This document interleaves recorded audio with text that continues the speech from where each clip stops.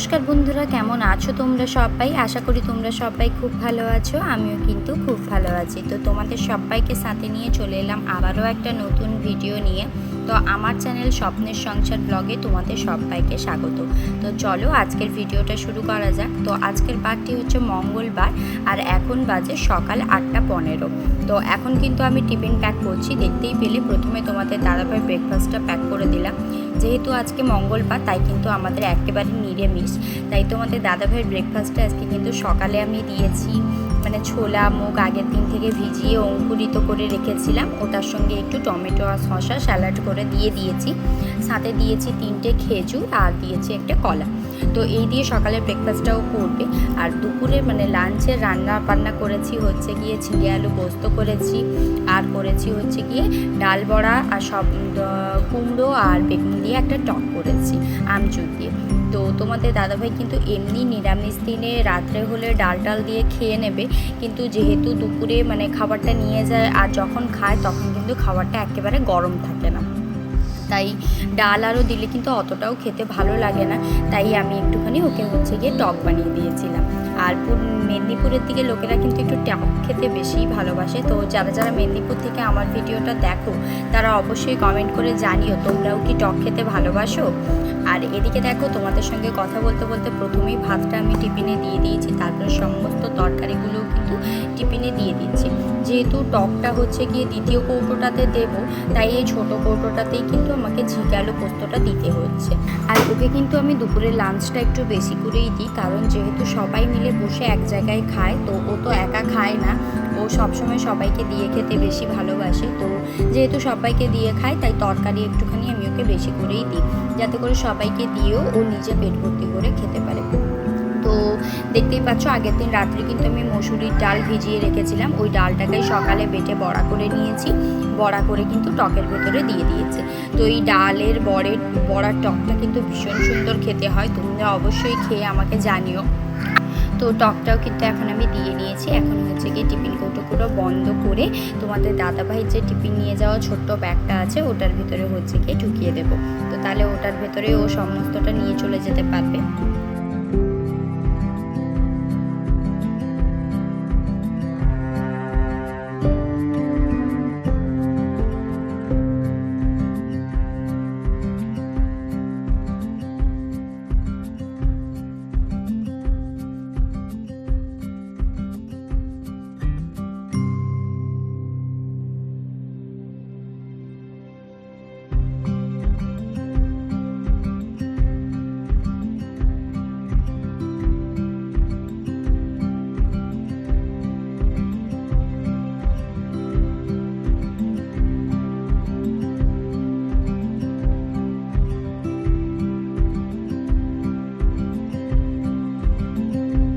তো তোমাদের দাদাভাই টিফিনপত্র গুছিয়ে দেওয়ার পরে তোমাদের দাদাভাই অফিস বেরিয়ে গেছে। এখন কিন্তু সকালের টিফিনটা আমি করে নিয়েছি। এখানে কিন্তু সকালের টিফিনে আজকে সকালে নিয়েছিলাম 2টো বিস্কিট আর নাস্তা আর চা। আর বিস্কিটটা না একদম মানে কি বলবো নরম হয়ে গেছে। যে দোকান থেকে এনেছে ওকে আমি বলেইছিলাম যে একবার ওনাকে বলবে যে বিস্কিটটা একদম নরম হয়ে গেছে। তো বলেছিল, কিন্তু দোকানি বললো যে যেহেতু এইদিকে 3 থেকে 4 দিন ধরে বৃষ্টি হচ্ছে, তো বৃষ্টির কারণে বিস্কিটটা নরম হয়ে গেছে। তোর কি আর করা যাবে, ওনারও তো দোষ নেই। প্যাকেটের ভিতরে জিনিস থাকলে ওনারও তো বোঝার উপায় নেই যে জিনিসটা নরম হয়ে গেছে না ভালো আছে। তো এখানে সকালের খাওয়া দাওয়া করার পরে এসেছি জামা কাপড় কাচতে। তো আমি একটুখানি ঘরে গেছিলাম সার্ফের কৌটোটা আনতে, আর এদিকে দেখো সোনা পাপা হচ্ছে গিয়ে কাপড় জামা কাচতে বসে গেছিলো। আর সকালে কিন্তু একবার তোমাদের দাদাভাই জামা কাপড় কেচে ছাদে মেলে দিয়ে গেছে। এখন কিন্তু তারপরে হচ্ছে গিয়ে যে জামা কাপড়গুলো আমি ভিজিয়েছি, মানে বিছানাপত্র অনেক দিন ধরেই কাচবো করছি, বৃষ্টির জন্য কিন্তু কাচছিলাম না।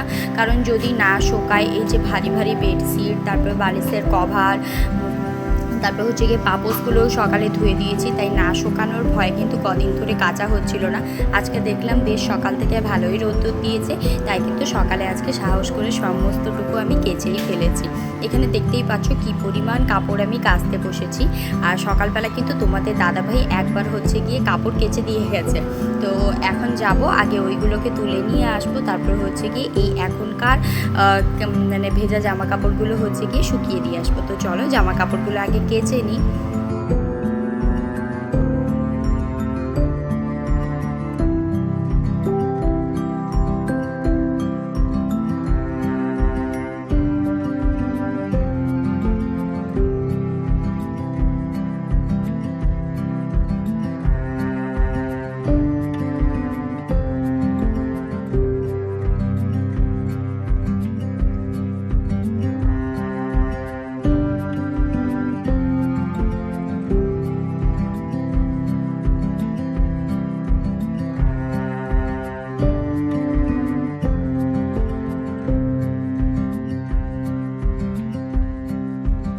তো জামা কাপড়গুলো কেচে ধুয়ে আসার পরে ভীষণ গরম লাগছিল, তাই আগে একটা লস্যি খেয়ে নিয়েছিলাম। লস্যি খাওয়ার পরে বেশ অনেকক্ষণ নিচে বসেই ছিলাম।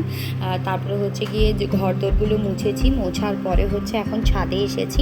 সকালে দেখো তোমাদের দাদাভাই হচ্ছে গিয়ে সমস্ত জামা কাপড় দড়িতে মেলে দিয়ে গেছিলো। এখন কিন্তু প্রায় সব শুকিয়ে গেছে, এক দুটো হয়তো শুকিয়েছিল না, কিন্তু প্রায় সব শুকিয়ে গেছিলো। তো সমস্তটা কিন্তু আমি তুলে নিয়ে যাচ্ছি। আর হচ্ছে গিয়ে পাপোশগুলো বললাম তোমাদের দাদাভাই কিন্তু সকালবেলা ধুয়ে দিয়ে গেছিলো, আর পাপোশগুলোকে না নিচে রেখে দিয়ে গেছে। আর যেহেতু এই ছাদটা হচ্ছে ভীষণ গুঁড়ো ধুলো, সিমেন্টের গুঁড়ো উঠে, তো আমি দেখতে পেয়ে ওগুলোকে হচ্ছে গিয়ে উপরের দিকে তুলে রাখলাম। একটা দড়িতে দিয়েছি, আর একটা হচ্ছে গিয়ে এই যে রডগুলো উঠে আছে ওর উপরে রেখে দিয়েছি। কারণ দড়িতে তো আমি এখন জামা কাপড় মেলবো, আর যেহেতু বেড কভার দুটো কেচেছি, তো যেহেতু আমার অনেকটা জায়গা লাগবে, তাই একটাকে দড়িতে দিয়েছি আর একটা রেখেছি ওই রডের উপরে। তো এখন সমস্ত জামা কাপড়গুলো আমি তুলে হচ্ছে গিয়ে এক জায়গায় গোছ করে রেখে দিচ্ছি। তারপরে ভেজা জামা কাপড়গুলো মেলে সমস্ত কিছু নিয়ে নিচে যাব। তো চলো ঝটপট করে ভিজা জামা কাপড়গুলো দড়িতে মেলে দেওয়া যাক।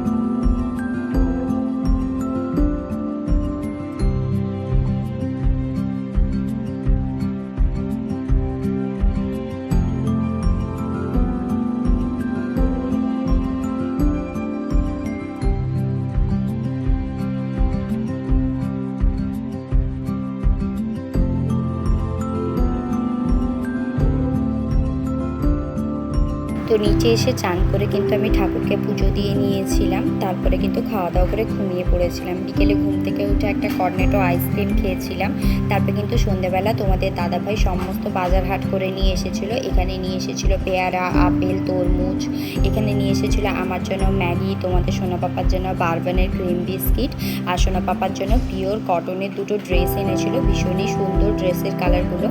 আর তোমাদের দাদাভাইয়ের একটা হাফ প্যান্ট নিয়ে এসেছিলো।